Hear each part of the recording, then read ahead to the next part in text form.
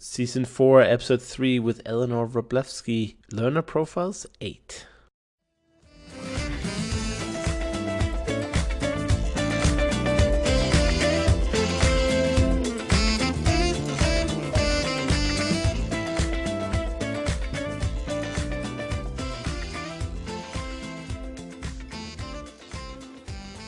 Hello everyone, it's time for another Actual Fluency podcast, and I'm just home from the Polyglot Gathering in Berlin. It was last week.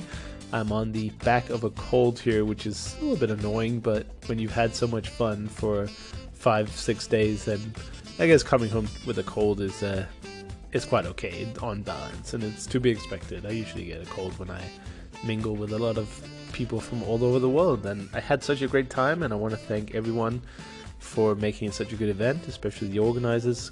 Great job on that. I can't believe they've run it so well. Huge shout out to Judith, Chuck, and Martin, of course, who are really pulling in all the weight on that, and all the other organizers and volunteers as well, without whom it wouldn't be possible. So thank you guys. And also thank you to the people who came up to me and said that they were listening to the show and they really like what I'm doing and want me to keep going, because it really boosts my mojo, so to say, that I put a face on some of the listeners out there, and that you guys appreciate it. I really appreciate twice as much. It really means a lot to me. And as long as there are people who want to listen to the Actual Fluency podcast, can't even say my own podcast name anymore, then I'll keep doing it. So don't worry about it. And I had a great time in Berlin as well. Used some of my feeble Hungarian, which was exciting. There was an American whose name I forgot. He spoke really great Hungarian, and then there were a few native speakers and one or two other learners, and we sat in a circle, and I got to use some of my very basic Hungarian, and I understood a lot of what the others were saying too, which was exciting. My Russian is a little bit steady and stagnant at the level just above useless. I can say a few things and I do understand a few things, but my vocabulary is so limited that I'm really struggling to understand, especially verbs, long verbs. I'm really not too sure on. So at least I know what to work on. Today I've got a great episode for you. It's learner profiles again, and I wanted to just comment quickly on the learner profiles episodes. Yes, half of the reason that they're called learner profiles is that I'm not sure what to call them. So in a sense, it is a bit of a cop-out.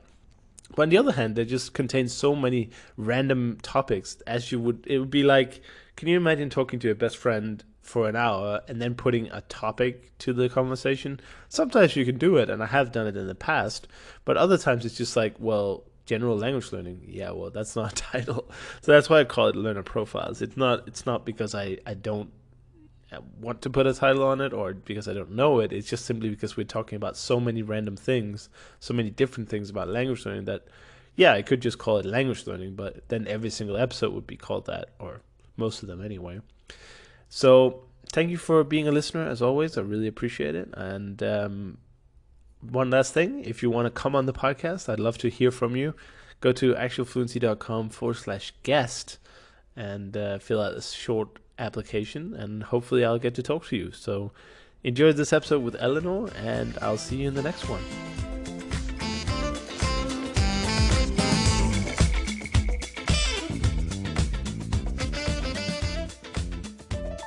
All right, we're back with another episode of the Actual Fluency podcast, and today I'm happy to welcome Eleanor onto the podcast. And Eleanor has been keeping me in check on Twitter, and she's also in school learning languages and is working to be a comedian, on something we'll hear about in just a minute. But before that, why don't you give the listeners a little story on how you got into language learning, on where you are today, and what made you come on the podcast? Yeah, I guess my journey in language learning probably started like a lot of people in middle school. We had to learn a language, and I learned Spanish. And I had a lot of, I think, really good Spanish teachers in middle school and high school. So I kind of did graduate high school, and I think a lot of my classmates did too, with a decent ability to, read and speak and so forth. I also studied Latin in high school. I have forgotten all of my Latin, basically. I know a song about how to decline nouns. That's all the Latin I have left. Wow, that's impressive. Um, you memorize something when you're 14, I think you never forget it.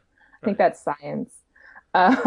But I also I kind of tried to learn some languages independently at that time. I think the resources maybe weren't quite there in the same way for like online in, 2002, 2003. So I would go to the library and I would get the Pimsleur and then I would learn how to say like where is red square in Russian and I'd forget all the rest of it. Um, and then so I kind of was trying to flirt with that a little bit. I did also I studied some Italian in college, and um, although I think a lot of people have this problem with being good at both Italian and Spanish at the same time, Right. is they really interfere with each other because they're so similar. So then that aids in like comprehension and everything. But um, for example, after I later on in college, after I wasn't studying languages, I was studying art. I went to Italy for a semester and I did just one of those like English language programs and maybe didn't socialize with locals as much as I could have, but I did have to like shop in Italian and so forth. Hmm.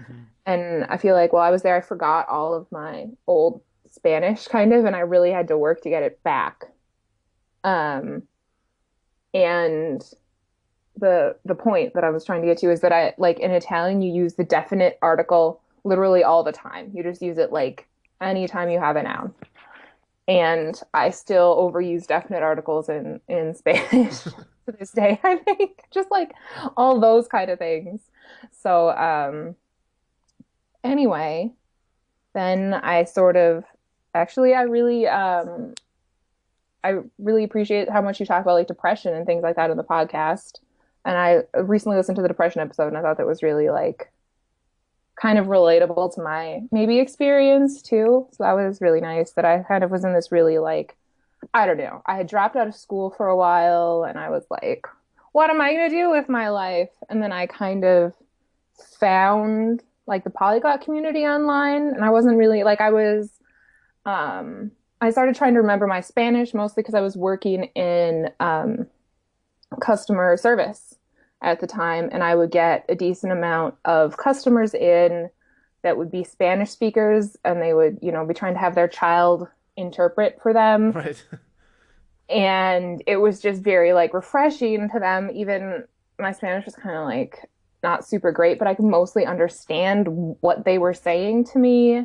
And then I looked up how to say things like a yard is about 93 centimeters, and we don't sell in meters, we sell in yards and inches, like important things. I Yes. was working in a fabric store at the Of time. course. Yeah. Yeah. So people would come in and be like, "Can I get a meter of fabric?" And I would say, "Okay, 1 meter is about 1 1/8 yards." And say it in Spanish. Even if I couldn't do like all of the requests in Spanish, like That's hilarious. um anyway, and then I kind of like found the polyglot community kind of through those weird ways that you find things on the internet. Yeah. You see one thing and all of a sudden you followed 10 links and you're subscribed to a podcast Right. and The you domino quite remember effect. how you got there. um, so then I actually thought that this podcast I found pretty early and I thought it was really inspiring at the time. This was a little over a year ago, I guess. Yeah, a year, maybe a year and Cool. a couple months. So then I decided around the time I decided to go back to school, and I did decide to do a Spanish major, which is it's basically like a linguistics and literature major for the most part. Hmm. So we do there are still like some language practice classes that I've taken in Spanish. Uh, but it's mostly that I do a lot of reading, like most of my reading, all of my writing, and all of the like class discussion is in Spanish. Oh, that's really So it's good. basically all my, so that's really kind of helpful to me. Although um, currently this semester I'm taking a advanced Spanish conversation class. And I think the professor that I have has this goal that she'll turn us into independent language learners. Hmm. And I think it's really backfiring, actually. I think a lot of people have dropped the class. Um, she's like, you have to make goals. And I personally don't like goals because if I go and look at the goal that I haven't completed, then I feel like, what have I done? I'm a failure. And I don't do more as opposed to kind of, if you have a habit that maybe you don't keep track of super well, then you can like, oh, I haven't been studying enough. I'll go back to studying every day. But then it's also like when I'm in school, I feel like for Spanish, it's not, I don't do super extra stuff. But then it's like, oh, I'll take this class because my Spanish is all, I can talk about literature and like cultural differences all day. I know a lot of words for like viceroys and like, you know, I can't think of a word for like a toothbrush off the top of my head, things like that. Like, oh, I'll take conversation class, but I don't know. I don't know how successful that approach is as compared to some of the other professors that teach the same class where you just, like we're watching a Spanish TV show, which is very good for helping with like conversational stuff, but then at the same time, she'll like put on the vocabulary quiz all the colloquial expressions. And it's like, I can't appropriately use this. Right. I can maybe swear like a Spaniard after watching so much of this TV show because they swear all the time Right. in Spain, but I also can't swear like a Spaniard in Mexico because Mexicans don't swear very often. Right. It's a different Mixed language. with something. Yeah, so it's kind of Well, interesting. that's an interesting dynamic with those two different classes there. We Mhm. can talk about that a little bit because it's something that I'm quite interested in. And basically, how can we improve the language learning in schools is one of my little, I guess, uh, Yeah.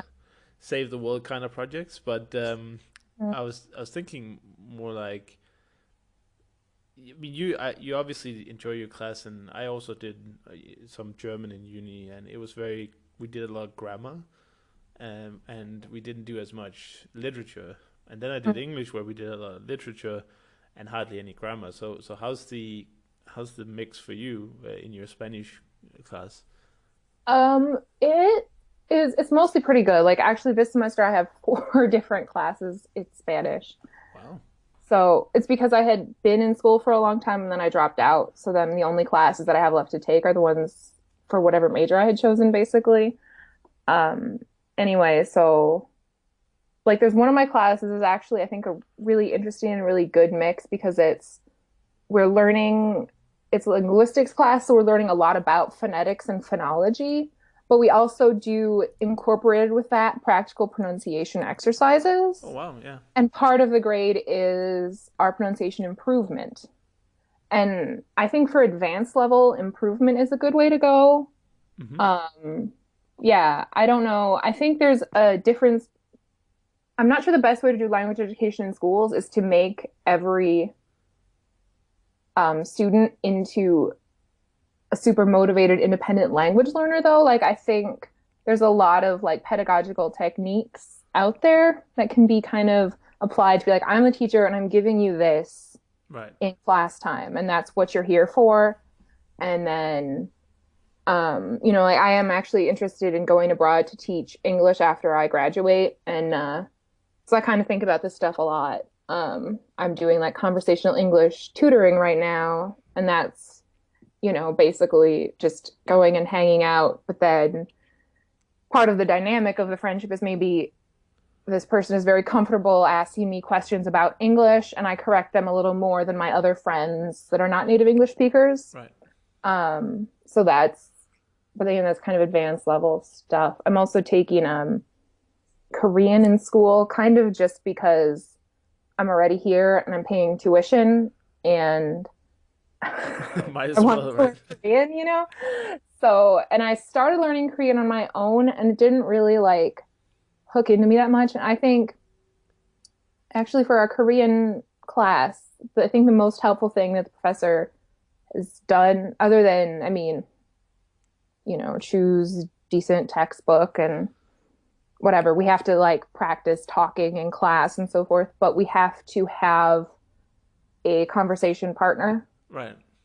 And I am kind of like, I knew that was helpful, but I didn't really know, like, I was kind of terrified to do it. So I never did just go and have conversation partners myself previously.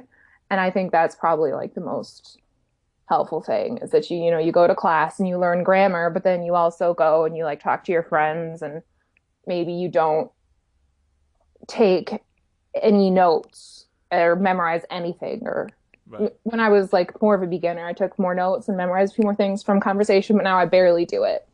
Um, like if we get to talking about something really complicated, like the differences in housing between the US and South Korea, Right. right? We might get out a notebook and like draw some pictures and write some explanatory notes, but like it's I think that's kind of the most helpful thing. Right. It's still And it's pretty also nice, I would say, for such a. I mean, Korean is such a different yeah. language that I mean to be able to do that after a year, and even though you need some drawings to help you sometimes, I mean that's pretty good. Mhm. Yeah. Well, and some of the like one of my partners that I meet with, we kind of do more of a language exchange. And then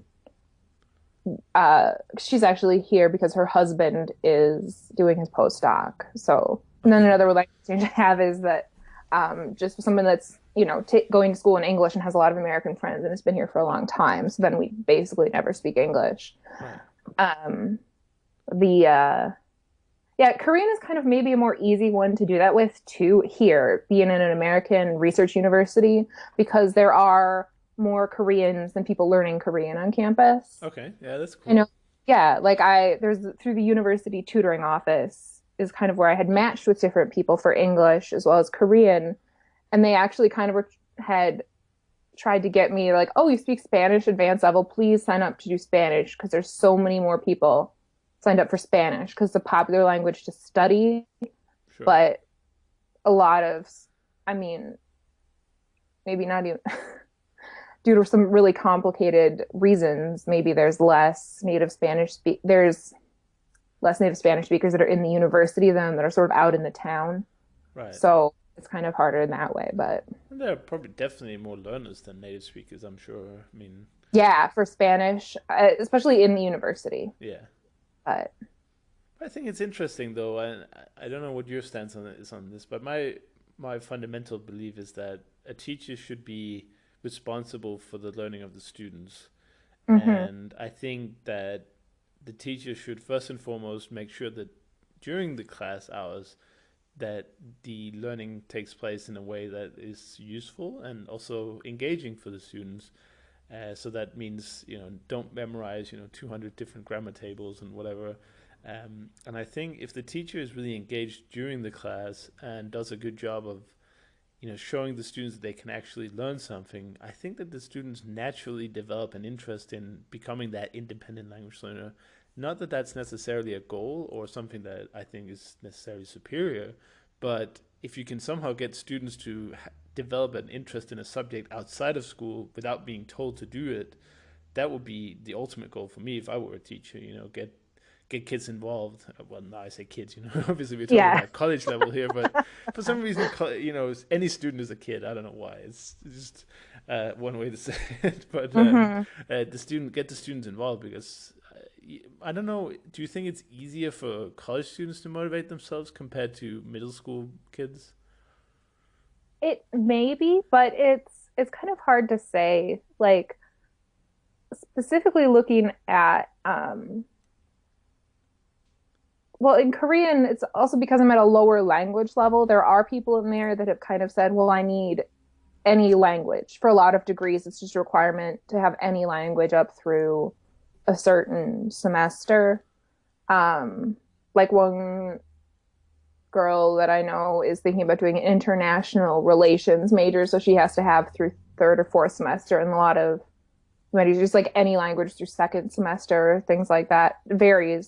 Hmm. Um, So they but get forced to choosing a language even though they might not have a huge interest in that particular language. yeah, but at the same time, Korean, the most people that choose Korean chose it because they're specifically interested in it, Okay. because it's not something like French or Spanish or something where people might be like, well, I had a few years of this in high school, so I can finish it faster to get the requirement, Right. Like technically since I took 4 years of a foreign language in high school, for most non-language degrees, I wouldn't need to take a language in college. Wow. And how did you feel that those skills developed in high school? Did you feel conversational and advanced level after it? Yeah, I did kind of feel that way. Although technically what shows up on my transcript is that my high school Latin is covering that because L comes before S in the alphabet, I think. So the It definitely does, yeah. yeah. And like my brother did 1 year more of French in high school than he had to graduate high school so that he wouldn't have to take a language in college no matter what he majored in. Interesting. Um, Is that worth and it? I don't know. I mean, I think that I had some really good Spanish teachers in middle school and high school, and I just would kind of like most of my friends took Spanish and we just like sometimes speak Spanish to each other outside the class and everything. And um, but I think my brother's experience with the French teachers was a little not that Okay. for various reasons. Some of that's just personality. Like sometimes there's a teacher who's effective for a large portion of students and just not for you. Right. So that's another thing in like the formal classroom setting is the bigger the class, the less able you are to help everybody. And For sure. but at the same time, like I think my brother still speaks a tiny bit of French. When he came to visit me in Italy, he actually was like speaking French to some people that we ran into when we went out one night that spoke French better than English, at least. Okay. I thought they were gonna be like, "What? Why are you speaking to me in French?" That'd be Oh no, funny. because Italians don't. Um, I think Italian school system approach to language is a little closer to the American one, where it's like, well, you have to study something up to some level, and then Right. so a lot of people study English and speak it well, but a lot of people study English, don't speak it No. well. A lot of people study just like I just picked French in the same way that I could have picked French in middle school, and then I'd be studying a whole different like literature and a whole different like culture, and I'd probably have fewer like I don't know leftist professors. Is that a way to describe a lot of people in the Spanish department? Let's say Right. kind of like you can go buy this book, but I hear from one of my students, I can't give you the information, but I hear you can find it free on the internet, and it's not That's it's not the hilarious. author that loses out, it's the corporation. You know, Right. Okay. say that, like, what is literature? What is Latin America? And like my Latin American literature class. Then I went to my Spanish American civilization class talking about what is culture? Oh, What is the city? What is civilization? wow. So like I feel like those aren't the conversations you have if you major in French, even though if you go to the French department, you're still studying like literature and linguistics of French. So Sure. that's kind of That's really interesting. I like that. I definitely see. I saw that in my high school here, in when I was going to high school in Denmark. I definitely saw most of the teachers definitely seem to be on that side of the political fence. I don't know if that's sort of a general, not a prerequisite, but maybe a trait. If you want to become a teacher, maybe you're more on that side. I don't know, but it's definitely funny that you have to sort of define all these yeah. concepts. So it's like it's really different to being in Korean and East Asian studies and stuff. And it's like even my like TAs that are like 2 years older than me, I have to like address in a like really respectful way. And like we Uh-huh. don't really talk about politics a lot, especially because there's a lot of Chinese students. And then I just go to like my Spanish classes and I just call my 6-year-old professors by their first names and like pronouns and everything and like Yeah. very different.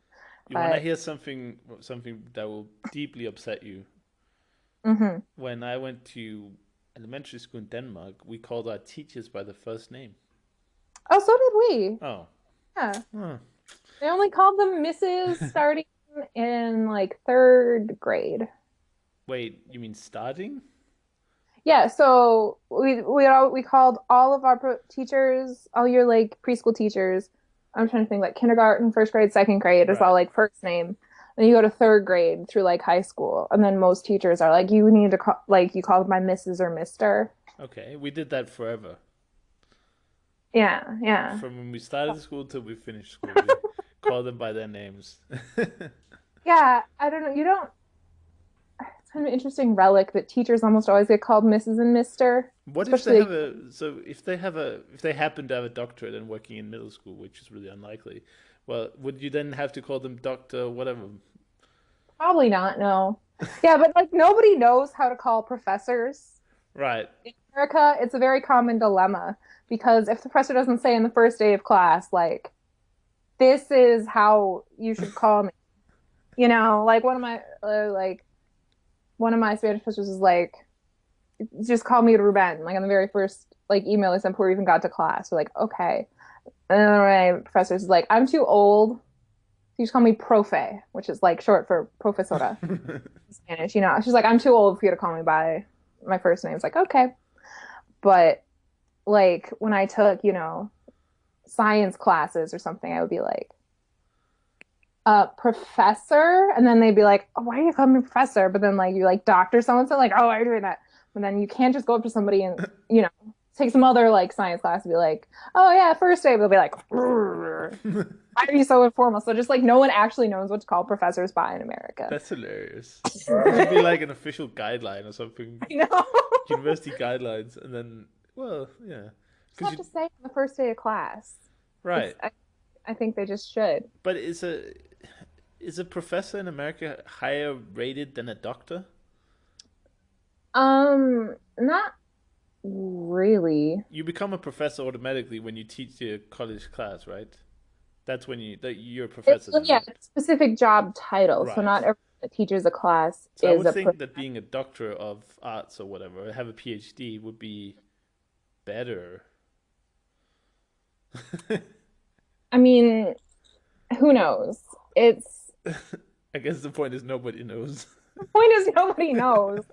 It's like a transition, a state of transition or something that Are you? like 50 years ago everybody knew. It's becoming more Now, like, informal, or yeah, like it hmm, would have been, yeah, probably my mom would have called like nobody by their first name in college. That was her professor right, up until maybe like some of her, when she was a grad student, some of her advisors. right, But then it, but then she probably would have called TAs by their first names. But now, all my professors are my mom's age and they're just kind of like even post like hippie generation and kind of grew up in a more informal, like I never called my friends' parents Mr. or Mrs. right. I always called them by their first names Yeah, or just by nothing, you know. yeah. It's But definitely it's interesting, and especially when I guess it's interesting for you when you study Korean, where they have the really Mhm. extensive honorific system. Where, I mean, I don't even half understand it because I've never studied it, Oh, but there's so yeah. many different stages, right? And you need to kind of know your place, I guess.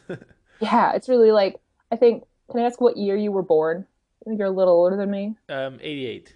88. Okay. So since you were born in 88 and I was born in 89, it would be completely inappropriate for me to call you by an regular informal pronoun that I would Really? use with children, people younger than me or my own age, unless we were like, I don't know, like lovers maybe, something like that. But I have to call you by older brother and not by your name and not by informal pronouns.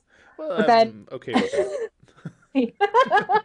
never just be like, hey, Chris, hey, you, hey. No, Right. totally inappropriate. It's so So funny, and you're also, 1 year older than me. right here in Hungary, it's also really funny that Hmm. The old formal system is still sort of it's still alive and well. I mean, particularly between strangers. And in Denmark, it's gone for a very long time. I mean, you hardly ever use the informal pronoun, but here it's still very popular. And I remember one of my friends came here, and he told the story of how on the very first day of moving into his apartment, he met an old lady on the stairwell, and he just kind of said, "Hey, how you doing?" Pretty much. He that's the only thing he knew in Hungarian was like the hi, and she was like furious, and she didn't say a word. She just kind of stormed off, and she never talked to him again. Every time he met her on the stairwell, she was like she would completely ignore him, just walk past.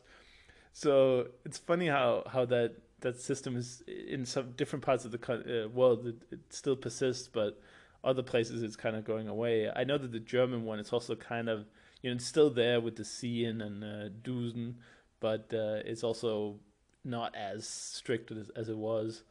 And it's just funny, and they also adjust. Like if I met someone on the stairwell, and I'd learned Hungarian for some time, so I knew this. So I said, good morning, sir, whatever the English equivalent is, and he just said good morning, and then he changed it mid sentence to the same that I said, and he was older than me. So it's kind Yeah. of funny how, but obviously they've lived their whole life in that language, so they understand the finer details. But as a foreigner, it's just completely strange to even have such a difference. As especially from a Danish perspective, where we just don't care. If you meet, teachers, I don't know, professors, you parents or whatever, you just say, "Hey, what's up?"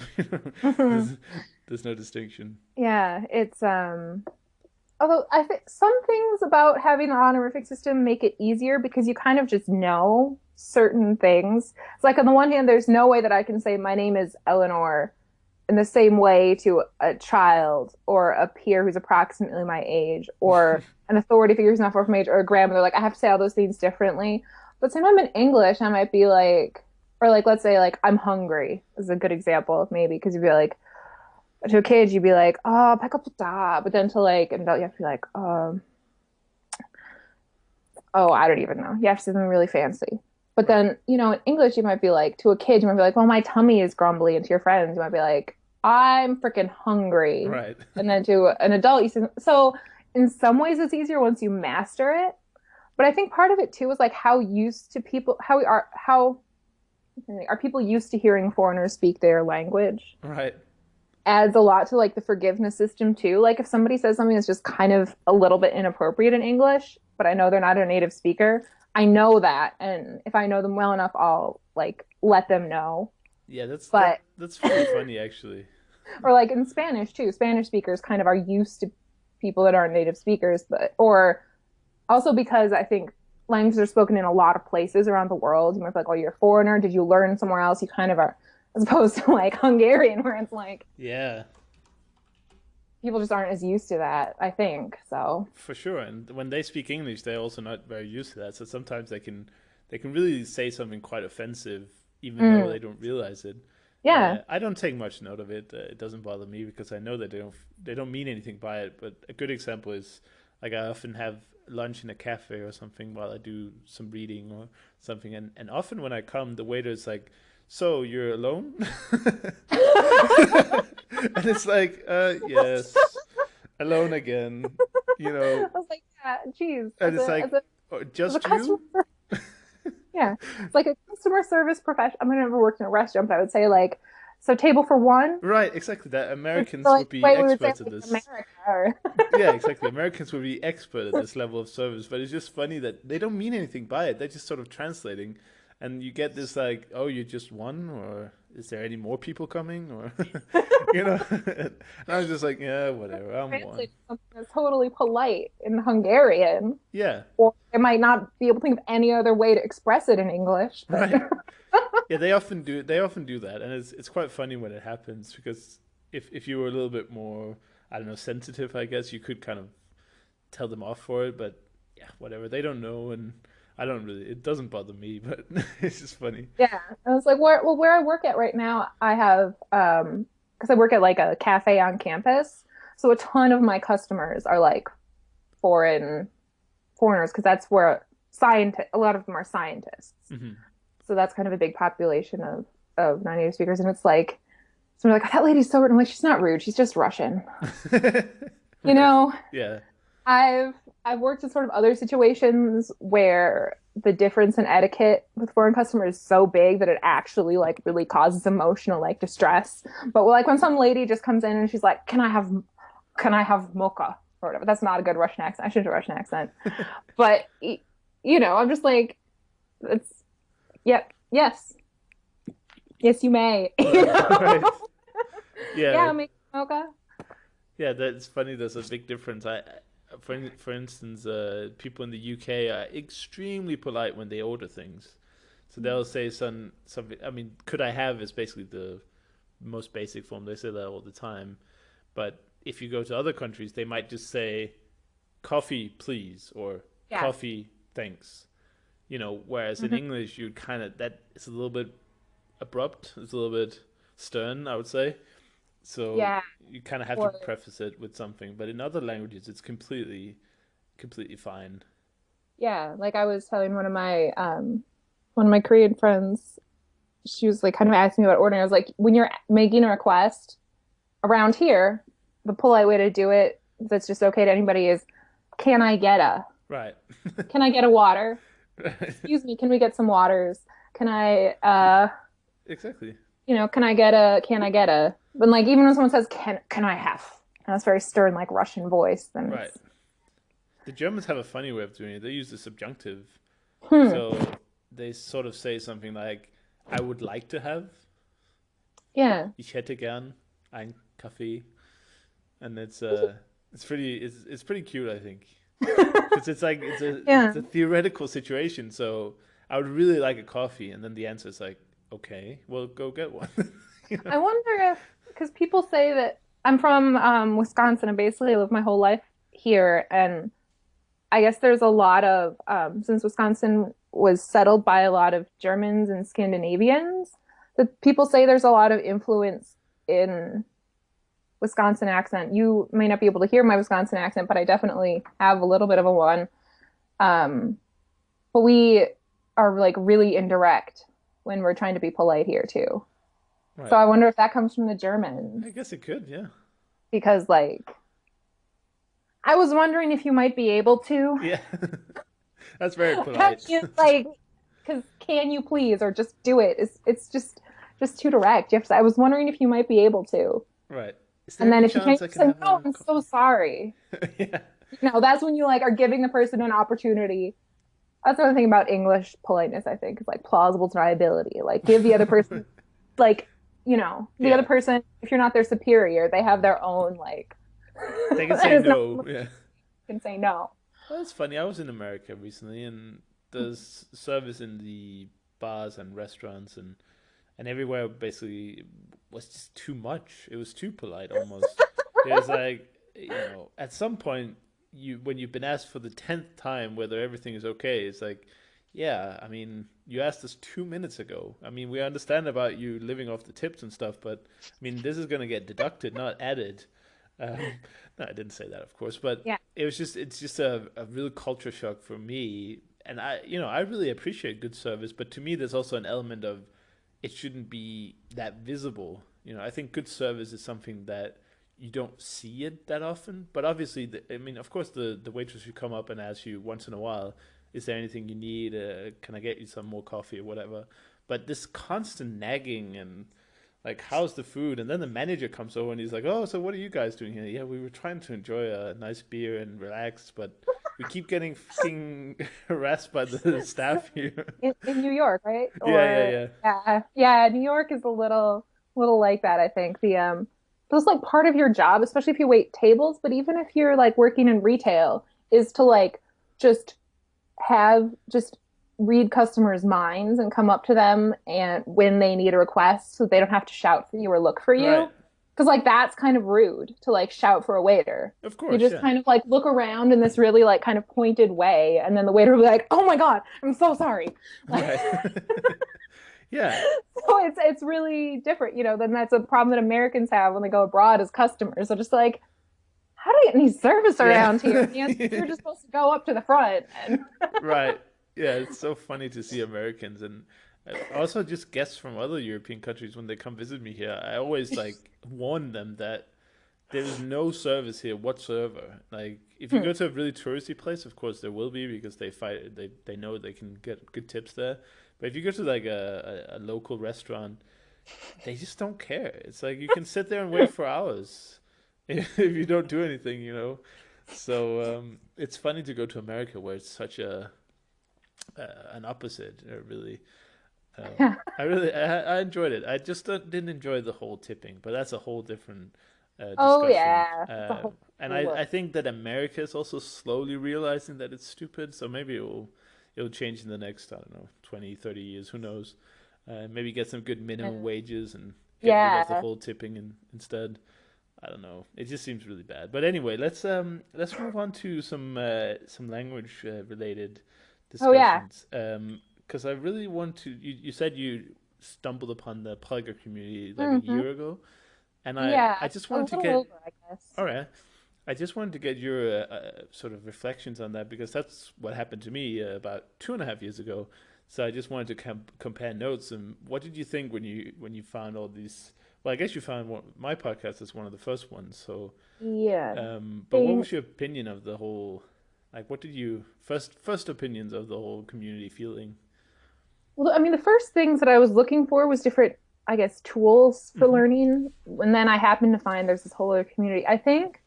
Um, I actually think it's really interesting to compare kind of the polyglot community versus there is also kind of the like Korean learning community Yeah. that I found, and it's really interesting kind of the way some people have this like hyper focus on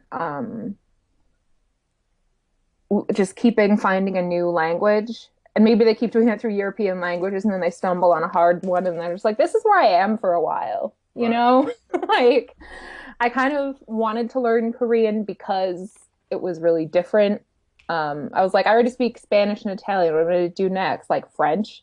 No. I'm gonna do go to the other side of the A world lot to of get. people do that, to be fair, and Mhm. I have absolutely nothing against those people because it's you get so much coverage from those Italian, Spanish, French. I mean, that's a huge percentage of the world that either has that as a native language or as a second language. So Oh I yeah. definitely totally understand it. And when people, when I tell people what languages I speak and are studying currently, people are like, "So what about these European languages? Do you know any?" And I have to say, well, German, Danish, and they're like, they almost look. It's funny when you go to the polyglot meetups, and there's no judgment. Let me just preface that. But when people come up to you, sometimes you might hear something like, "Oh, you don't speak French?" Like as if it's some kind Out of a little bit. I did not hear what you said. I'm sorry. Oh, sorry. I was just saying that if you go to some of these polyglot meetings and you say that you don't speak French, people kind of get a little bit surprised. They're like, "You don't speak French?" And I don't know if that gets lost in the tone again, and they mean it. They don't mean anything of it, but it almost sounds like, "Why didn't you study French?" Of course you should study French. But for me, it's just like I wasn't interested, and I'd rather choose my languages based on like where my life is and where I am. So I'm Yeah. sure I'll get to European languages once, but for now I'm just doing where I'm living basically. Yeah, weren't you? Don't I remember hearing something you were talking about French and then moved to Hungary and you're like, well, I guess Yeah, it's Hungarian or yeah, and yeah, it's like that's exactly what happened. I was like, okay, it's time to learn European languages. I'm gonna learn 4 languages in a year, no problem. And then it's like, yeah, I'm gonna live in Hungary. Okay. So let's quit this whole French idea for now. But I hope to get back to it next year. But I definitely do want to learn some European languages because I do live in Europe, and it makes sense to have these sort of like French and Italian and Spanish. They're almost international in a way that mm, so many people learn them as second languages. There are so many groups, so many places around the world where these languages are spoken as a second language. Perhaps most importantly, Spanish, but definitely also French. You can go to Canada, or it's a diplomatic language in many countries, and definitely in Europe. So you'd have a large French population, and there are countries with majorities and minorities outside France as well. So you get a lot of mileage for those languages, and they're so similar to English that it almost seems silly not to. Yeah, but I don't know. It also comes back to like what's the point of learning a language? Like I actually when I was like 14, I believe 13, 14, I found some popular book about linguistics in the library and I was like, "Oh my God, linguistics is the best. I'm going to major in linguistics in college." And that did not last because I went to college and I took one linguistics class and the kinds of papers you have to write in linguistics classes are just like Yeah, they're just weird. They're not for me. it's very Um, technical. yeah, so that's kind of what's nice about being like in a Spanish, like being a Spanish major is that I do a lot of just like Spanish applied linguistics. Right. You know, I'm actually taking like a comparative linguistics of the Romance languages class taught Wow. in English next semester. That's kind of cross list between all the Romance language departments. So that'll be a lot of fun actually. I'm try and like brush up my time. But oh, anyway, so it's like, what's the purpose of learning a language? Is it because you think you might travel? Is it because you're interested in the culture? Is it because you have friends that speak that language?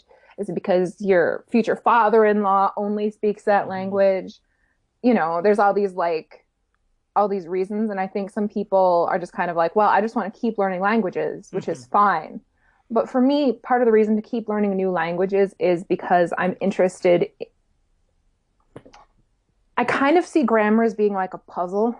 So Hmm. grammar is a little too easy for me. So then I have to challenge myself by just talking and not doing so much grammar and studying. Right. But to learn a different language kind of breaks your mind open a little bit more and a little bit more and a little bit more. So I think if the only reason you're learning language is purely to learn languages and to learn about different languages, I think learning ones from all over the world is good. Hmm. But then at the same time, if you just want to learn a huge number of languages, it's like, yeah, just learn all the European languages in a row. I'm a native English speaker, so I already speak Spanish and I speak some Italian. So next time we learn French. And then since the Northern Germanic languages are easy for English speakers too, I could go down the list Yeah. of just how easy they're for an English speaker and be like, okay, I'll learn French, I'll learn Dutch, I'll learn Danish, I'll learn Norwegian, I'll learn Swedish, I'll learn Portuguese, I'll learn German, Yeah. like in the order of how easy they supposedly are. Or kind of what I'm doing right now is going from the bottom Right. with Korean. I think I'm going to work on Mandarin a little bit now too, because I have a lot of Chinese friends right now. Nice. Um, a lot of some of whom that I met from tutoring English and others that I met in Korean class, actually. Wow. There are probably almost as many citizens of the People's Republic of China as there are US citizens in Right. my Korean class. And then another big chunk that's international students from other Asian countries or of Asian descent. So it's kind of interesting. It's a huge Um, language in America, as far as I know, Chinese. So yeah, definitely very useful. But you touched on something very important then, and it's a topic that we often revisit here on the podcast, where the motivation question comes in, and it's like, is it enough motivation to just want to learn a language? And I'm pretty torn on the idea because I think that we can do anything we want. I don't think motivation necessarily makes it impossible to do something if we don't have the right motivation. But on the other hand, I would discourage people to learn languages based on vanity alone. But on the other hand, you can't deny there is an element of that too. Like, look at my badge. I speak all these languages, right? I Um, learned Esperanto last weekend. yeah, Woo! congrats.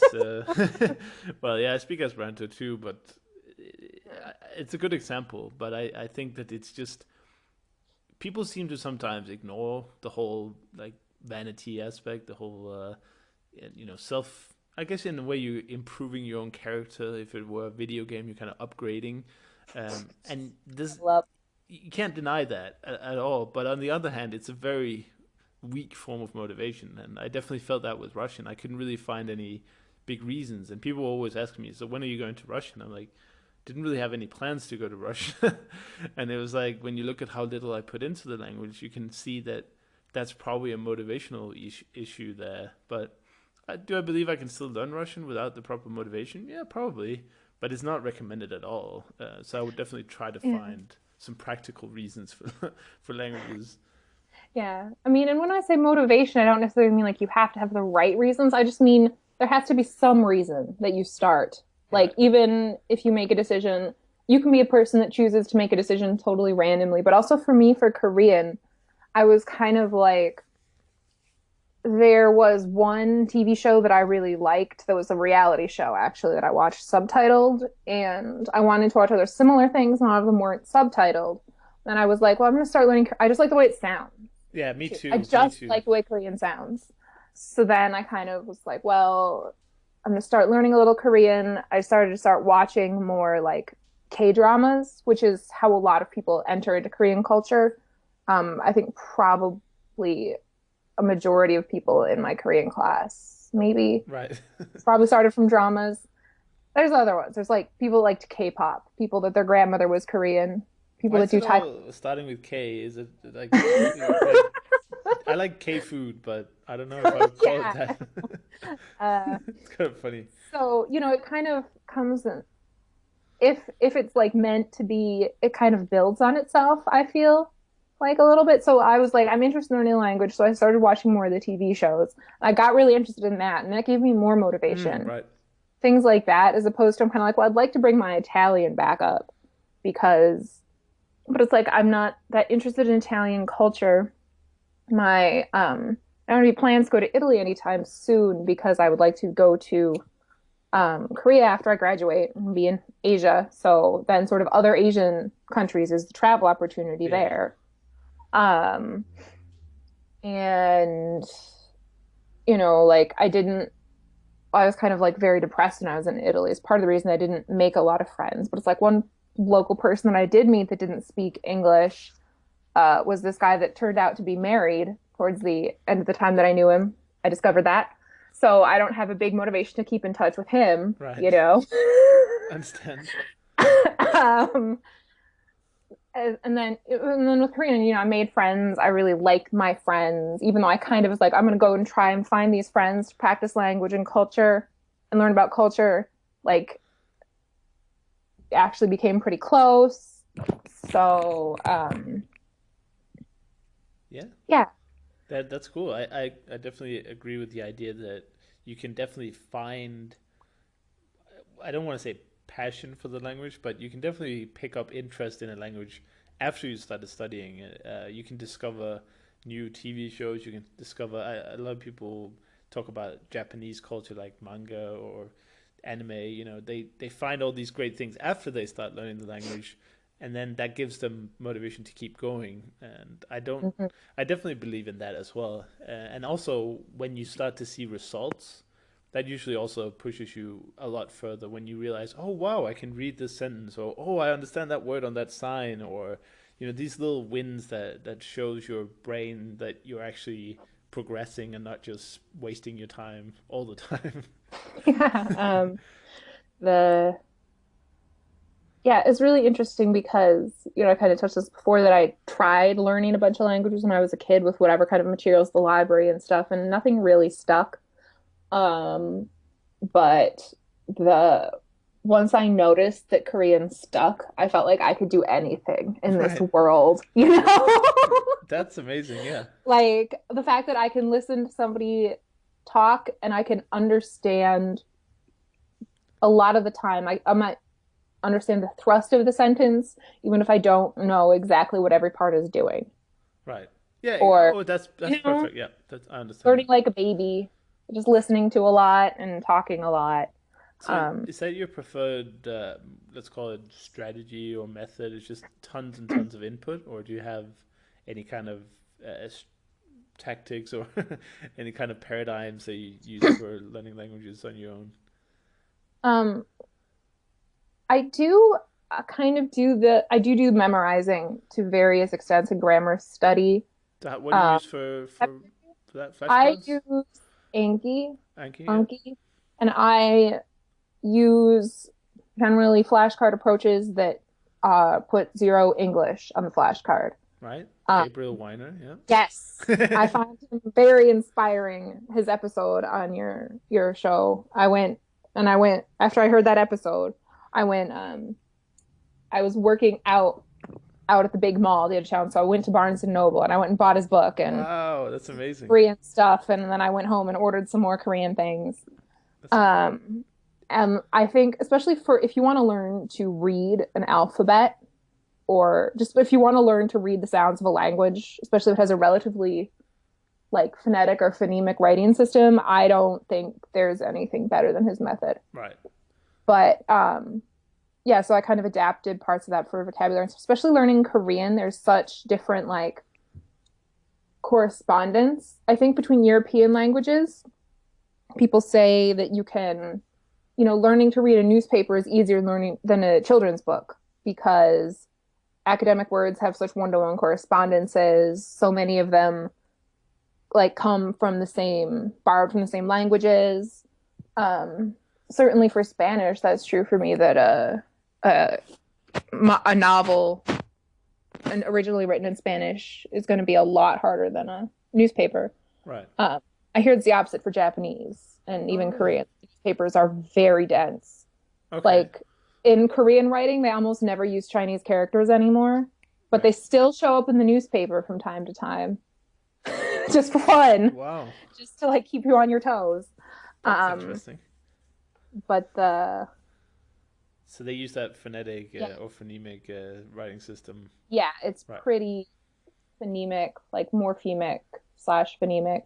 And now we're getting into some technical linguistic terms that, for the most part, people would not know there's a difference, and I am not even sure I do. So let's just Kind of. assume that there Okay, if assume you ever that. learn Spanish, anytime you see anything written down in Spanish, you know how to pronounce it in any dialect of Spanish that you control, Right. basically. Because everything is there in the writing. There are some things you're like, why is this written in two different ways? But then, for example, in Spain, they say like a lot. They say cenar, Uh-huh. and non say cenar. So it's like things like that. So it's very straightforward. Korean is a little bit more like it's not as bad as English, but it's kind of like with French. Maybe that there are some words that just you kind of have to maybe some ending, let's say, that's spelled the way it used to be pronounced, but it's not pronounced that way All anymore. right. Or you have to know like a lot of rules, but it's basically there. So it's a little bit more like French or something than Spanish, Right. which is really just like you look at the letters and you know what they're doing. And English is absolutely terrible. I don't understand how it went so badly wrong at some point because there's no rhyme or reason. English has a lot more sounds than exist in Right. Latin. And I just Sound. feel so bad for people learning English, but because when you think about English, you're like, oh, it's so easy. Everyone speaks it, right? And then the poor guy from Japan or something learning it, he has to deal with all these words that look the same but don't sound the same. It's like, Oh, yeah. how? Like, why? Like the classic one is that through thorough thought or what is it, whatever. Like three Yeah. ways of saying th. Cough is the one. Cough through thought. OUGH. And I think that's all of is them. it trough? Trough. Trough rhymes with cough. So It's just hilarious that you can have such a diversity, and I think a lot of languages do have that ambiguity sometimes, and that makes it oh, harder to learn. slough is another one. Sloth, yeah. It's really interesting. Um, But cool, so you made a yeah, lot of your own flashcards and you yeah. So used I images instead of words, and I think that's a images, good lots of method. sound. I Oh actually yeah? kind of also did the there's another one I got from one of your podcast guests when I was starting out. The when you can do an Anki, the subs to you can take the subtitles of a show Oh and turn yeah? it into flashcards like with audio and multimedia. And I think it's just amazing. And kind of what I do with that too is that I have a ton of stuff. Um, it's not even necessarily like shows that I want to rewatch or things. Korean shows usually stop after a pretty short period of time, so it's not like if I studied one season, if I was studying English, I studied hard one season of How I Met Your Mother. Other seasons of How I Met Your Mother would just get easier. It's not Hmm. quite like that. But what I'll do is when I'm studying a grammar structure or a word, I'll go and search in there and find my examples from there. And then I have them in audio and they're more natural because a written script is closer to speech Yeah. than writing is, even though it's kind of between, you know. Um, Oh, definitely, yeah. and it's really fun to study like that, I think.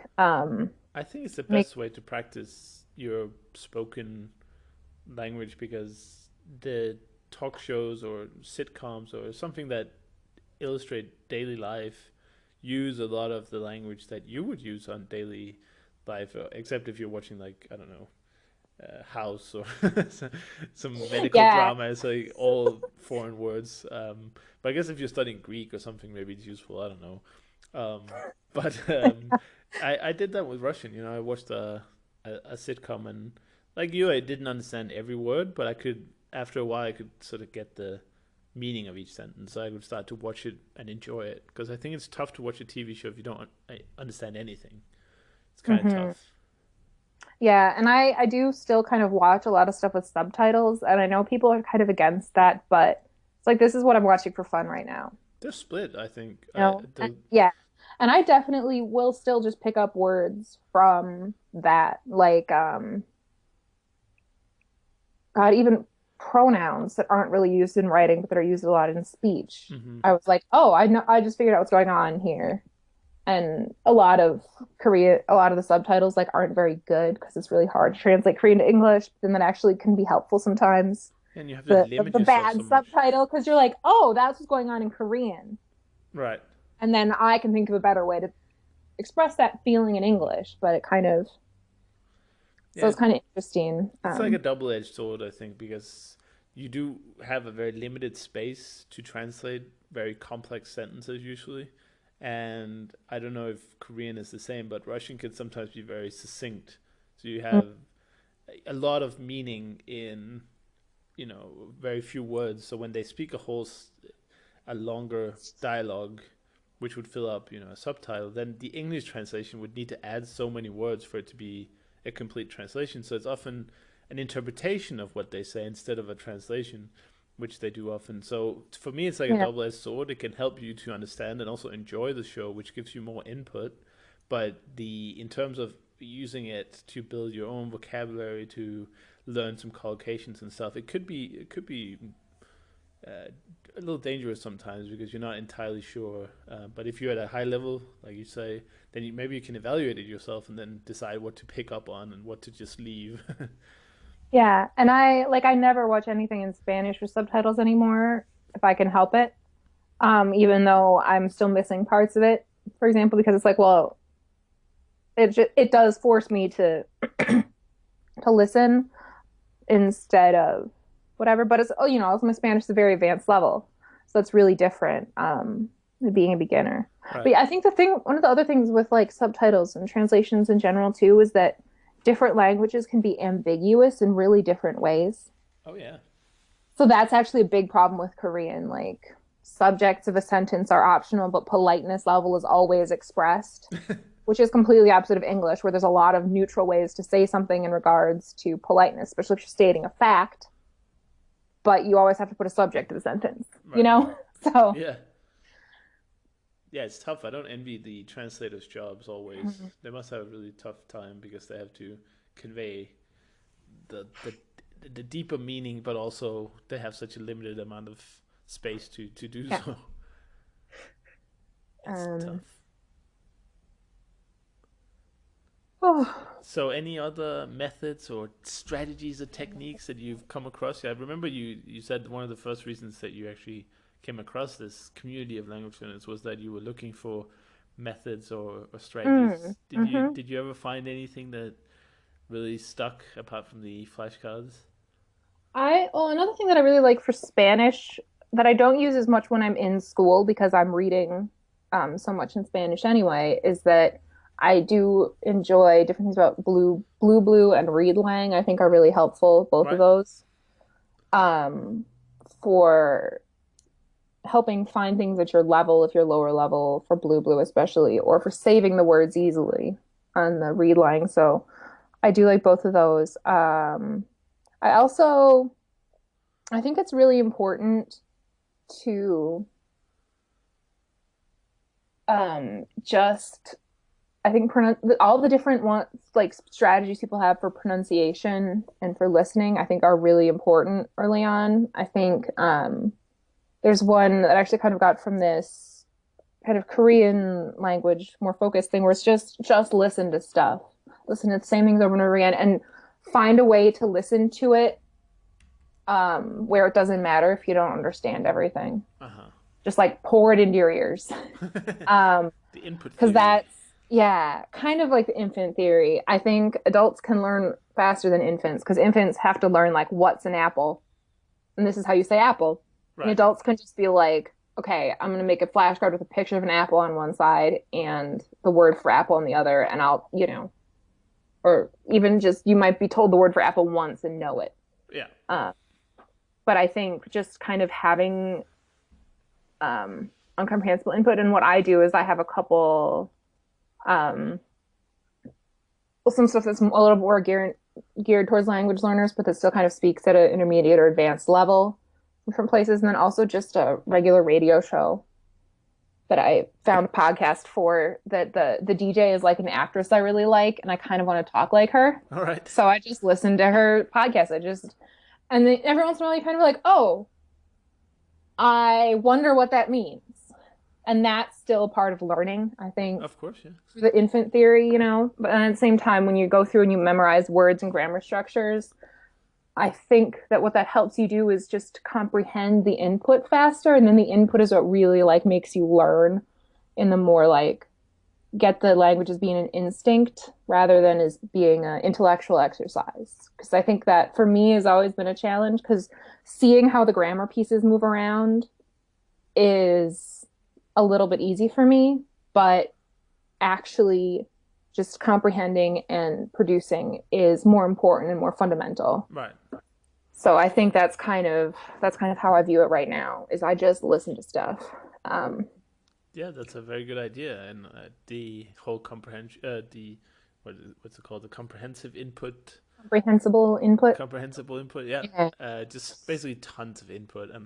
And for me, the struggle is, as I mentioned before, if I don't understand enough, then it's really hard to just keep doing that active learning or active listening that's required to actually pick up anything. And I Yeah. mean, I should do more. I definitely feel a little guilty, but at the same time, it can be tough. So That's why I kind of do podcasts and stuff too, because then I can just listen to it in between listening to something in English while I'm doing my laundry or right, on the bus or things like that. And obviously, since you're in Hungary, when you're outside, you could just take out your headphones and get a little bit of that comprehensible input, you know. yeah, for sure. But I think, yeah, I think listening to I think active listening is a little bit overrated Okay, in some ways. Like I think the reason that English is easy for people is that it's so easy to find, like it's supposedly easy to learn, is that it's so easy to find like comprehensible input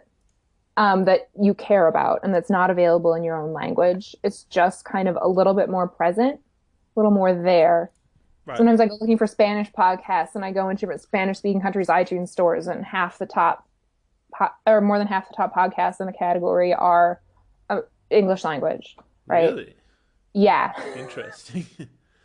So maybe I need to just find a better place to look than the iTunes store. But the like before I got more involved in language learning, I was a little bit more involved in some gaming communities online, and most people that play games speak English well. And I knew a lot of people actually. It was a Hearthstone community I was more involved in, and I knew a lot of people that kind of were coming from other places, maybe like local physical card games, let's say, where they didn't have to use a lot of English, and then they were coming and becoming like professional gamers or content creators or whatever in English, and just like it's just there, right? So I think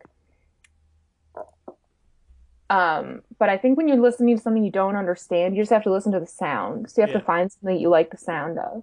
that also helps with the pronunciation, which can often be Yeah. tricky at the beginning, or the what is it? What is that? The melody of the language. It's not. Yeah, I once called it rhapsody, but I think the actual word is prosody. yes, prosody. And Rhapsody is something completely different. But so that was a fun episode of me calling something Rhapsody, and my very polite guest was like, maybe.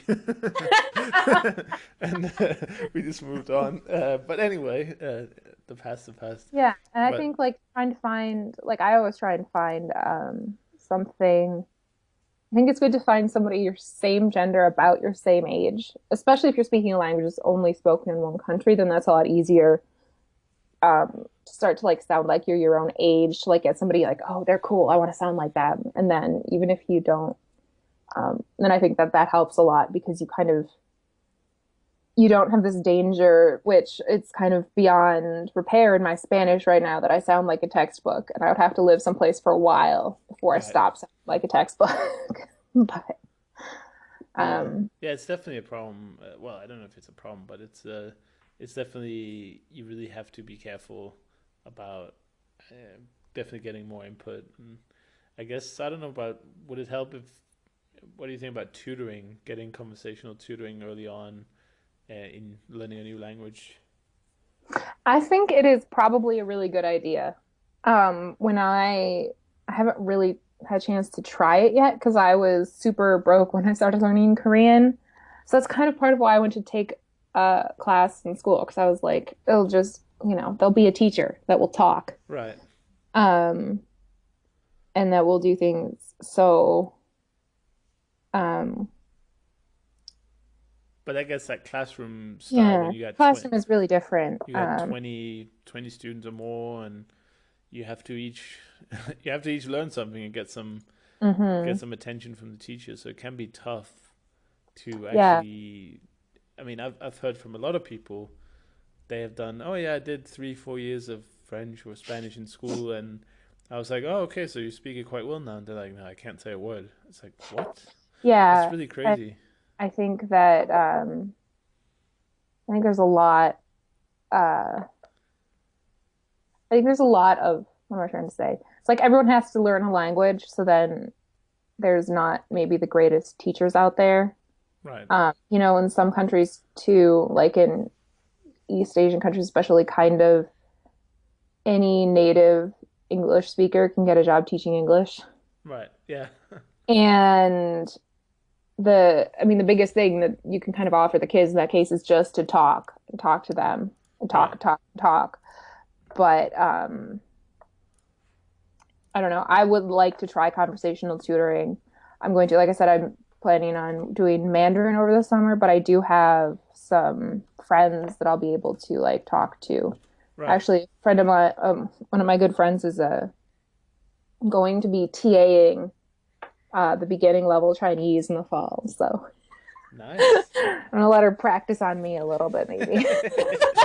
Yeah, or I mean, just the general idea of language exchanges. You Hmm. talked about that earlier. That's definitely one way you can get that conversation practice that a tutor often can bring without having to pay for it. So Yeah. for many people, that's a great option. And as long as you set the right boundaries, I think that's a very useful way. Sometimes there's a little bit too much giving and too much taking from one Hmm. part, but if you just set up a timer or something and make it 50-50, then nobody Yeah. is usually getting upset. Start with whatever language the person is bad at too. I had that problem with my first person I tried to do Korean language exchange with. Well, he had a couple problems in the end, but one of the problems was that when we first met, my Korean was terrible. So even though his English wasn't great, so that was bad. Right. So That you end my up Korean was like speaking a lot of. non-existent. His English was not very good at all, but we had to like kind of speak English in the beginning to connect, but Yeah. then we accidentally covered in English everything I already knew how to say in Korean. Right.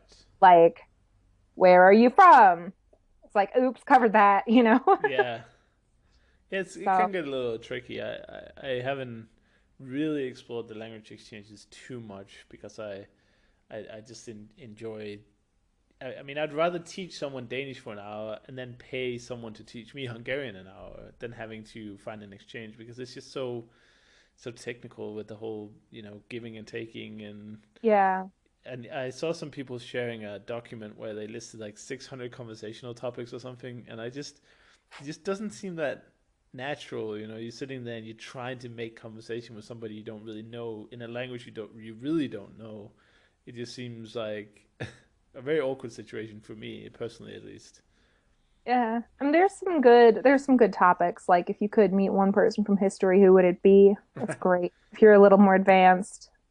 Um, Yeah. amazing conversation topic, things like that. But I think part of it too is just kind of a little bit letting go of having that formal relationship too, where maybe I think about this actually a lot because a lot of people, being a native English speaker, especially for me, or being a high level English speaker for you, that a lot of people kind of just want to practice English. Right.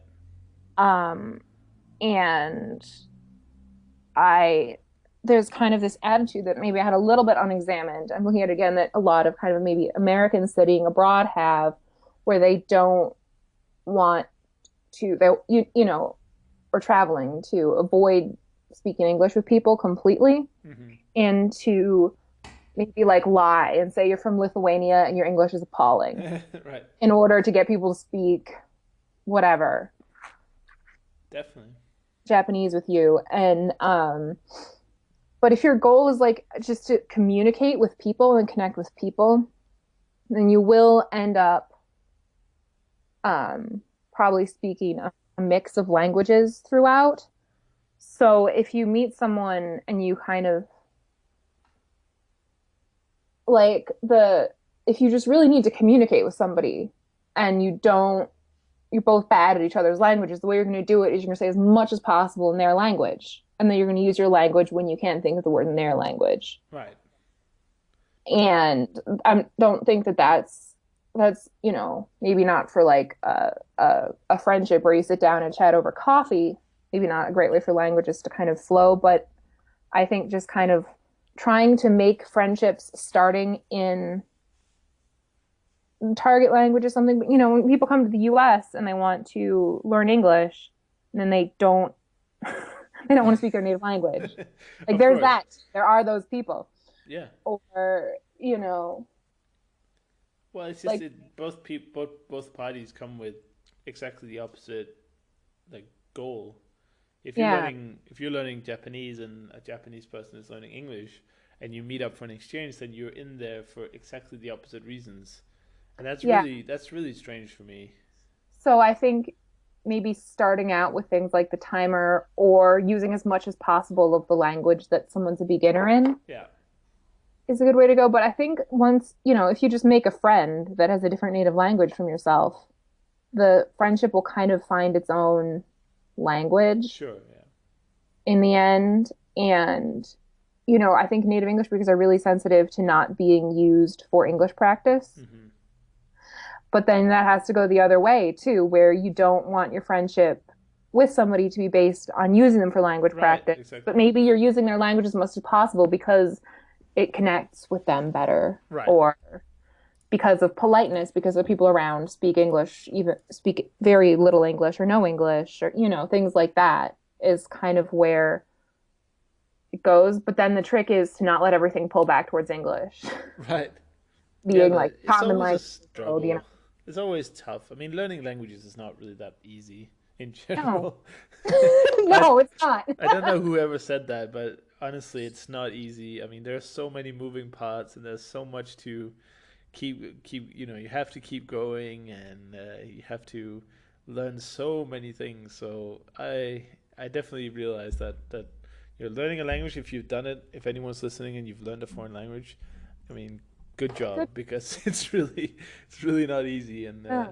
I mean, it's good for this podcast because we can keep talking about it for years, but at the same time, it's also, I think about this a lot that it isn't really that easy. The process is simple, but doing it for an extended period of time is quite difficult. Yeah.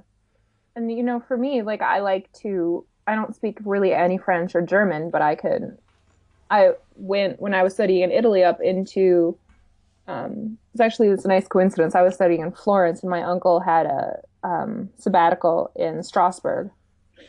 So I went to visit him with my mom and we went through Switzerland and Strasbourg's right at the border with Germany. So I just like walked 2 miles to Germany Right. one day.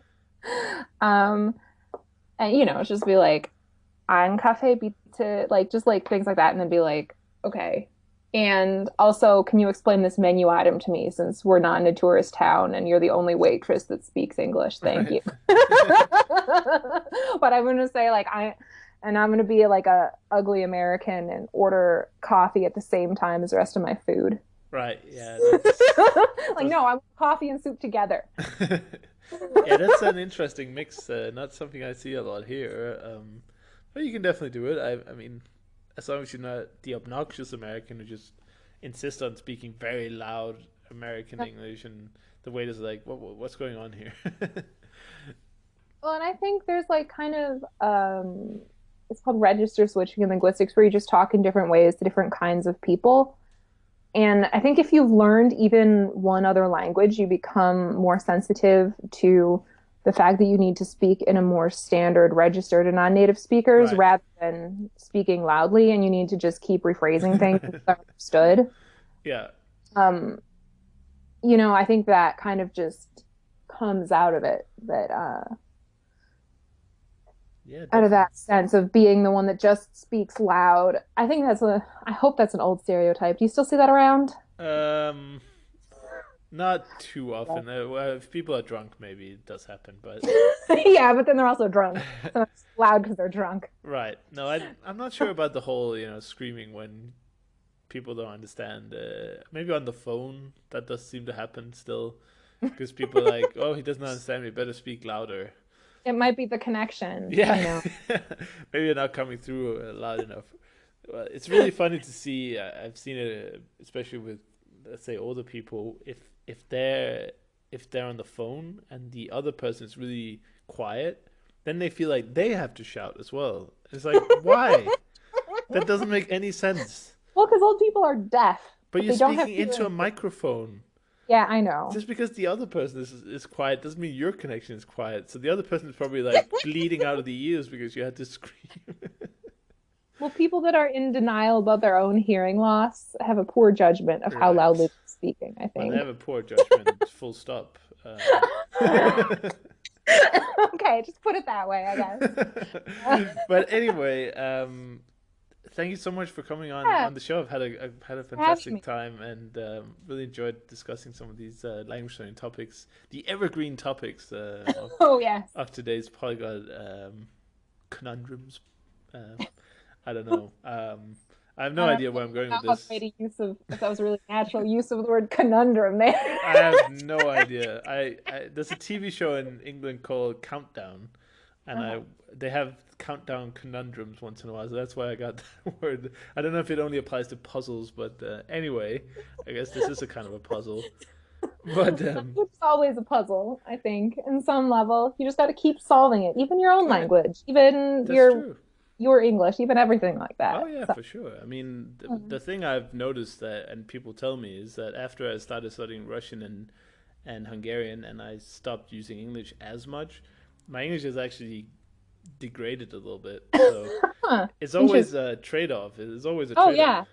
Like one of my friends, who I write in English with and always have, he corrected a grammar mistake, and he's never done that before, and he was like, this Hungarian is really rubbing off on your English, and I was like, oh boy, oh no, please don't disappear, English, I need you. Um, I don't think your English is in any danger of disappearing anytime soon. that's a You good. probably you still listen to some things in English, right? You still have a few friends you only talk to in English. Yeah, you still Yeah, well, show English. my own podcast, I listen to my own voice all the time.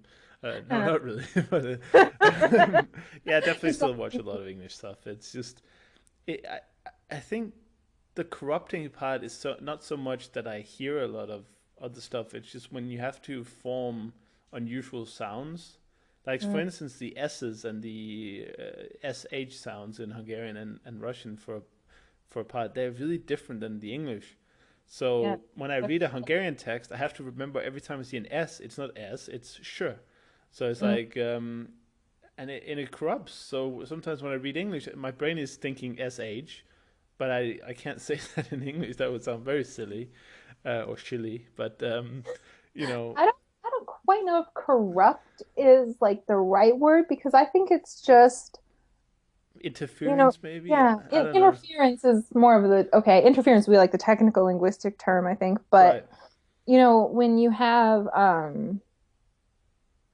It's just kind of what your brain is doing. Yeah. And there's ways, it's actually, um, I don't know if you find it hard to keep your languages separate, but I definitely found we had to do a presentation in Korean class, even though it was second semester. So it was very stressful. And we're allowed to use a little bit of English. And I found I accidentally started speaking Spanish for a second Right. because I'm so when I go up in front of people, I feel like I'm speaking Spanish. I have No. a I didn't talk about it much, but I'm doing like local comedy right now, and I always want to write jokes that go through different languages. I'm Right. like, I can't do that.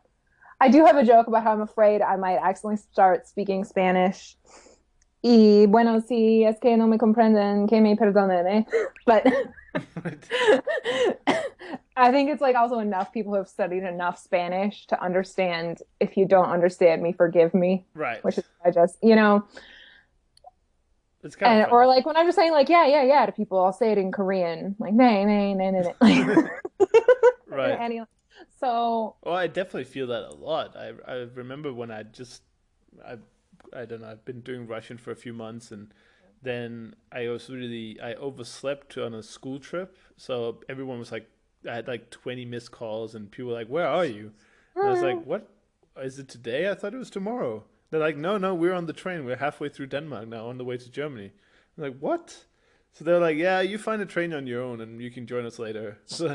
So I was like really kind of almost I felt almost jet lagged because I was just rushed out of bed and I just had to do all these things that I didn't prepare. Like I had to do laundry before I could go, all these mm, things. And when I finally made it to Germany after like 4 or 5 hours in the train, my brain was so confused that when I stepped out, I couldn't remember the German word for yes, and I just cycled through like Esperanto, Russian, Danish, and eventually I made it to German. I was like, wow, what just happened? And people they were just looking at me really, really strange, like, what's wrong with this kid? Um, but yeah, so I definitely feel it. And also, when you're studying really foreign languages, it's very easy to confuse them with other really foreign languages. So mm, I'm mm. studying Russian and Hungarian, and they're not really that similar. They're not even related. But my brain kind of puts them in a similar department, or I don't know. Yeah. I'm actually reading a book on neuroscience right now, so I should know the technical term. But anyway, the my brain's like linking them together. So when I think about a word in Hungarian, it might go to the Russian word first, and sometimes I'm not sure which is which. So Mm. I definitely experienced the interference firsthand, and yeah, it's a real thing. Yeah, part of what I've been trying to do to like untangle my Spanish and Italian is that when I do study Italian now, which is not often, I usually use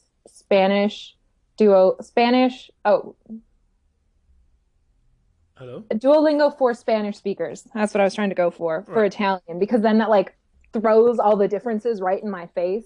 Oh yeah. I'll be like zanahoria carota, and I'm not gonna, like puts them right there.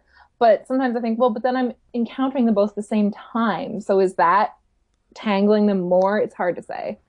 Uh, Yeah, I don't it's know. I think as long as you're a high enough level in mm, both, I think it should be really, really good because the idea of learning a foreign language through another language is really good. mhm. But I don't know. You have to be Obviously, a really lot of careful. people do that for English. It helps a lot of people's English. Yeah. Well, yeah. But you have to be careful though, because if you're at an early stage, the interference is just too great. I mean, Mhm. that's one of the things I remember from the polyglot workshops I attended with Richard Simcott and Alex Rawlings, and they kept talking about if you want to learn more languages than one, be sure that they're not from the same group. So Richard talked about how you shouldn't learn Italian and Spanish at the same time, but you could learn Italian and Russian for sure, no problem. I mean, I still don't Yeah. recommend people learning multiple languages, but the interference is definitely way reduced. So Yeah. Well, I think starting a new language in the same time is what's really the problem. right, I Or in agree. too short of a period if you're continuing with the language instead of giving it up Yeah, for a no, while, you right. know? And you give into But that whole the grass is greener thing because mhm. what the true secret to learning a language, and this is what I've found after countless interviews, is keep learning the language, and one Yeah. day you will speak it. But Yes. if you keep switching between two languages, the time that you invest into each one individually is not very much. So while you can learn two languages at once, I just don't see a reason to do it. And doing it Yeah. myself at the same time. So that's kind of contradictory. But Well, you're Russian. You've been doing Russian for so much longer, and you're currently yeah, located in yeah, I wouldn't say Hungary. that though because my Russian is terrible, and I I guess. didn't put many Yeah, but hours even into though it. like I think it kind of comes naturally when you've been studying things for just different times in your life that you just have different things, you know. Yeah. Like I like I said, I think I'm still planning this summer to start Mandarin, but I don't really plan to like try and work on it real fast or anything. And I'm planning to try and just keep it to speaking for Right. a while. Um, I guess if and you're at different levels, I think it's okay because then you can yeah, use the second language as a break sometimes, and because you you, don't want to forget. That's the thing too. Because you know, like if you don't use something, you will forget it yeah, eventually. There's people that really have no opportunity to speak their native language will have a lot of difficulty calling it back up. oh yeah, Um, even their native language. So I think kind of transitioning the study of like your advanced language into more of that maintenance style too. You know, like during the summer, I'm not planning on like sitting down and studying any of my Spanish grammar books like I was doing before I went back to school, or even like some of my classes make me do, but I'm still planning to like keep reading things in Spanish and listening to things in Spanish hmm, and like try and keep up on my Anki decks and oh yeah, maybe that's another some good point. concrete nouns, things like that, just to keep, just so I don't forget it in the fall. And then, you know, and people, so then I guess when you're sort of at an intermediate level in a language, but you want to focus on something else, then there's kind of a challenge because do you want to keep like studying new materials really actively or because like I plan to keep studying Korean really actively over the summer Hmm. because I just like it and because I'm planning to go to Korea after I graduate. But um, at the same time, like, well, part of it is just gonna be the maintenance stuff too. Just like I have this couple podcasts that I like, some of which are focused for language learners and some that are just stuff. And Right. I don't know. I think at one point when you get the basics of a language, you're essentially just building out your vocabulary and building Yeah. out your comprehension. So once you're over that hump, which takes a long time to be fair, but once you're over it and you can just listen or read material without Hmm. too much trouble, then you're essentially just building on your skills. Whereas if you're new in a language, you also have to understand how the grammar works. You also have to understand how each part of the language works together. And once you know that, also sometimes the alphabet. I mean, that's a good start, Hmm. right? And how Yeah. they actually pronounce things. So I would say, I would in even like starting with just talking though, I think. Like I really still like Pimsleur for starting, even though it's a little slow and always it teaches you language it's a little too formal. right, I like it for starting because it just makes you just use your ears and your mouth. yeah, and they do really focus a lot on pronunciation. Like they really Hmm. drag out the endings, which can be a little boring sometimes, but they definitely focus on trying to get you to say it somewhat Yeah, so correctly. like that's my plan is that after my semester's over, I'm gonna just get Pimsleur Mandarin from the library and put it on my phone. Awesome. And I know it's a really expensive program, but you know, Well, it's it's expensive the if you library buy has it, and it. yeah, but yeah, it's at the library at my or the public library here, so I don't feel bad about putting Yeah. a library CD on my phone in the same way I might feel bad about pirating an expensive thing. Well, come on. We're all leftists now, aren't we? So, Yeah, it's the corporations, yeah, all not these evil corporations. the corporations. Obviously, as a disclaimer, the podcast is not condoning any illegal activity, but Like I, I'm planning to go and buy. I already actually did buy the Fluent Forever Mandarin like sound flashcards, and I think I'm gonna maybe buy some other like independent products that are a little bit on the cheaper price range that are really pronunciation and speech focused and I can just highly go. recommend the Pod 101 Class 101 series. Yeah, They're I'm very planning affordable. on paying for a subscription for that for a little while for the Mandarin as well. Yeah, so if people are interested in that, you can go to actualfluency.com/pod 101 and all the languages are there, so you can find your language. And there's a discount, I think, there, maybe. I don't know. There should be. They're always running discounts though. Yeah, Like I oh, yeah, yeah, yeah. feed right now for Korean, but when I started out, I paid for a couple months and I went through a lot of the beginner lessons, and it was really It's really very useful, I helpful. I think. like how they have things a little bit separated too, even though I think it's good to like build on the previous things. Like when a program is or materials are just too linear, then it becomes very like that's not really how language is. Yeah, You know, it's everything all at once you're in real materials. So, I like they explain the cultural notes and also the yeah. grammar, and but it's not too much. Like it's not a grammar program at all. But they do explain sometimes. Oh, here it ends with a T because it's an object, and it's sort of it's easy to digest. And the episode's only about 10, 12 minutes, and you can put it on your phone to download. And And I really like, especially for more like I guess it's like exotic or difficult languages with programs, I like going through a lot of different beginner materials from different places. yeah, You know, like I have my for Korean, I have my school textbooks. I have a different college textbooks I bought. I have different websites that have kind of a linear progression as well. And when I was doing the Pod 101 from them, I went and there's a couple different for absolute beginner programs. And there's like the questions one, which is really good yeah, because it really gives you the skills to just, find one noun in the dictionary. And then you've got your own answer to a right. question. So weren't we wrapping up like 20 minutes ago? Oh Yeah, I my was trying to, but then well, there you go. We got into an interesting tangent, and we just couldn't stop. But yeah, we definitely should. But Right. I just wanted to thank you again for coming on because I've had a great time, and I'm sure people would love to hear about your story and Yeah. ideas about language learning. So thank you so much. You put links to the stuff is on the website, right? You do like that. Usually Links to the stuff. links to the stuff. You mean the stuff we've been talking about? Oh no, no, no. Oh, To my oh yeah, yeah, yeah. my I'll link to your. I literally have a blog about language learning, but it hasn't been updated in over a year. Uh, Uh, but I'm still paying to keep the URL. So I better write something else. yeah, and the URL is a little bit complicated, at least for me. Maybe it's Yeah, the URL is in Spanish, so just right. just put it on the website. Okay, yeah. So if people are listening, you can find all the links and everything we talked about in the show notes on All right. the podcast. So Awesome. thank you so much, and do keep in touch on Twitter. And if you make it to an event around the world, be sure to come over and say hi. Love to, but we'll see. All right.